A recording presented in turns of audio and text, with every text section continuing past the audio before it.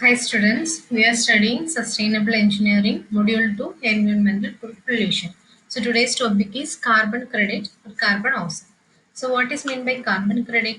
It is a financial instrument or permit representing the right to emit 1 ton of carbon dioxide or carbon dioxide equivalent gases into the atmosphere. So carbon credit എന്ന് പറയുന്ന ഒരു tool അല്ലെങ്കിൽ ഒരു permit ആണ്. It is for emitting carbon dioxide equivalent ഗ്യാസസോ അറ്റ്മോസ്ഫിയറിലേക്ക് emit ചെയ്യാനുള്ള പെർമിറ്റിനെയാണ് എന്ത് പറയുന്നത്, കാർബൺ ക്രെഡിറ്റ് എന്ന് പറയുന്നത്. It is also defined as the amount of greenhouse gases removed or reduced from the atmosphere from an emission rejection project. ഏതെങ്കിലും emission rejection പ്രൊജക്റ്റിന്റെ ഭാഗമായിട്ട് ഗ്രീൻ ഹൗസ് ഗ്യാസസിന്റെ എമൗണ്ട് അല്ലെങ്കിൽ ഗ്രീൻ ഹൗസ് ഗ്യാസസിനെ അറ്റ്മോസ്ഫിയറിൽ നിന്ന് റിമൂവ് ചെയ്യോ reduce ചെയ്താലോ അതിന്റെ എമൗണ്ടിനെയും എന്ത് പറയുന്നു, കാർബൺ ക്രെഡിറ്റ് എന്ന് പറയുന്നു. സോ ഇനി ആർക്കൊക്കെ ഇത് യൂസ് ചെയ്യാൻ പറ്റും? ഗവൺമെന്റ്സിന്, ഇൻഡസ്ട്രീസിന്, പ്രൈവറ്റ് ഇൻഡിവിജ്വൽസിന് ഇത് കാർബൺ ക്രെഡിറ്റ്സ് യൂസ് ചെയ്യാൻ പറ്റും. ഇനി carbon credits are used as A permit. Okay, എന്തെങ്കിലുമൊക്കെ ഇൻഡസ്ട്രിയൽ പ്രോസസ്സിന്റെ ഭാഗമായിട്ട് അറ്റ്മോസ്ഫിയറിലേക്ക് കാർബൺ ഡൈ ഓക്സൈഡോ ഏതെങ്കിലും ഗ്രീൻ ഹൗസ് ഗ്യാസസോ എമിറ്റ് ചെയ്യണമെന്നുണ്ടെങ്കിൽ ആ കമ്പനിക്ക് എന്തുണ്ടാവണം, അല്ലെങ്കിൽ ആ ഒരു ഓർഗനൈസേഷന് കാർബൺ ക്രെഡിറ്റ് ഉണ്ടായിരിക്കണം. ഓക്കെ, സോ അപ്പൊ ജനറലൈസ് ചെയ്ത് നമുക്ക് ഇതിന്റെ ഡെഫിനേഷൻ എന്ത് പറയാം? It is A credit for greenhouse emissions reduced or removed from the atmosphere from an emission rejection project, which can be used by governments, industry or private individuals to compensate for the emission they are generating. Okay, so carbon അതിന്റെ measuring എങ്ങനെയാണെന്ന് വെച്ചാൽ 1 carbon credit will be equivalent to 1 ton of carbon dioxide. Okay, ഇനി how we can acquire carbon credit. Okay, carbon credits acquire ചെയ്യാനുള്ള methods. രണ്ട് methods ആണുള്ളത്. ഒന്ന് project based transaction and the second one is allowance based transaction. Project based transaction means the credits are acquired as a result of successful implementation of carbon reduction projects. So എന്തെങ്കിലുമൊക്കെ carbon reduction project, എൻവയോൺമെന്റൽ friendly ആയിട്ടുള്ള carbon reduction project implement ചെയ്യുന്നതിലൂടെ carbon credits acquire ചെയ്യാം. ഇനി രണ്ടാമത്തെ method, regulatory authority issues allowance or permits to industries. Okay, so ഒരു regulatory authority ഉണ്ട് ഇതിനെയൊക്കെ ഡീൽ ചെയ്യുന്നത്. അവരെന്ത് ചെയ്യുന്നു, കാർബൺ ക്രെഡിറ്റ്സ് പെർമിറ്റ് ചെയ്യുന്നു. ആർക്കൊക്കെയാണ്? ഇൻഡസ്ട്രീസിന് വേണ്ടിയിട്ട്. Okay, so if 1 carbon credit is issued to an industry, it means that they can emit 1 ton of carbon dioxide or equivalent. So regulatory authority ഇൻഡസ്ട്രീസിന് carbon credit issue ചെയ്ത് കൊടുക്കുന്നു. അതിന്റെ meaning എന്താണ്? ഒരു carbon credit ഒരു ഇൻഡസ്ട്രിക്ക് കൊടുത്തു എന്ന് വെച്ചാൽ അതിന്റെ മീനിങ് ആ ഇൻഡസ്ട്രിക്ക് 1 ടൺ കാർബൺ ഡൈ ഓക്സൈഡ് അറ്റ്മോസ്ഫിയറിലേക്ക് എമിറ്റ് ചെയ്യാൻ പറ്റും. ഓക്കെ, സോ ഇങ്ങനെയാണ് കാർബൺ ക്രെഡിറ്റ് അക്വയർ ചെയ്യുന്നത്. നെക്സ്റ്റ് ടേം ആണ് കാർബൺ ട്രേഡിംഗ്. ഓക്കെ, സോ കാർബണിന്റെ ക്രയവിക്രയം അല്ലെങ്കിൽ ആ ഒരു ക്രെഡിറ്റിന്റെ ട്രേഡിംഗ് എന്ന് വേണമെങ്കിൽ പറയാം.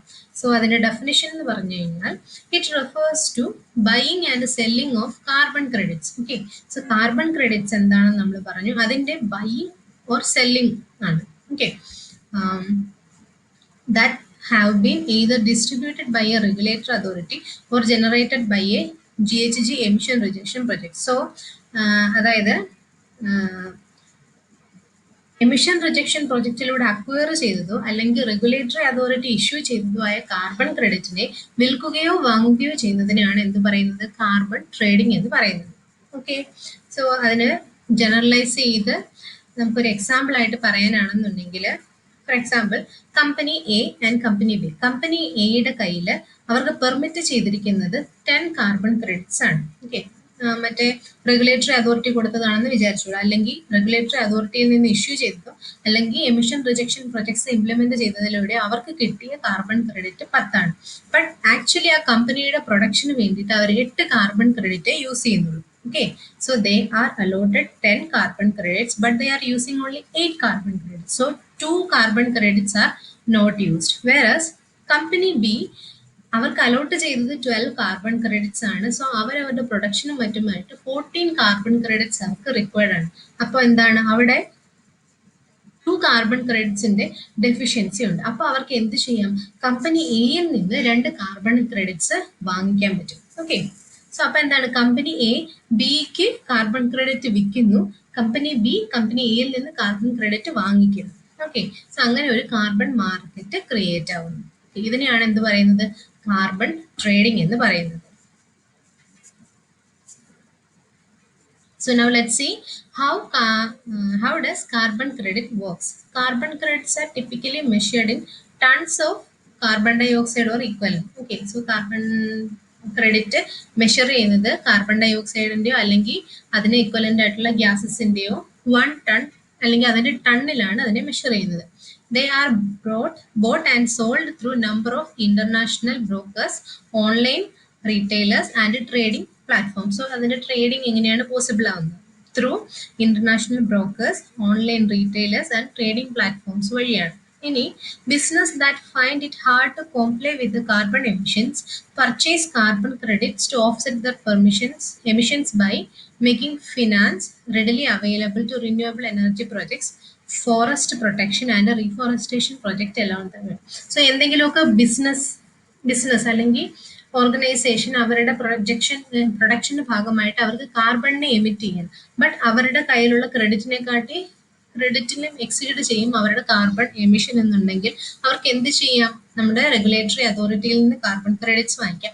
അല്ലെങ്കിൽ ആ കമ്പനിക്ക് എന്തെങ്കിലുമൊക്കെ എൻവയോൺമെന്റൽ റിലേറ്റഡ് ആയിട്ടുള്ള അല്ലെങ്കിൽ എൻവയോൺമെന്റൽ പ്രൊട്ടക്റ്റഡ് ആയിട്ടുള്ള പ്രൊജക്ട്സ് ഇംപ്ലിമെന്റ് ചെയ്യാം. അപ്പൊ അവർക്ക് എന്ത് പറ്റും? കാർബൺ ക്രെഡിറ്റ്സ് കിട്ടും.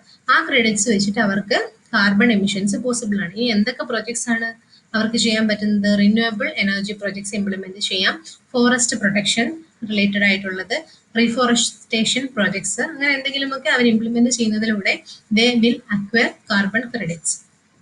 This renewable energy and energy efficient projects replace fossil fuels and industrial processes.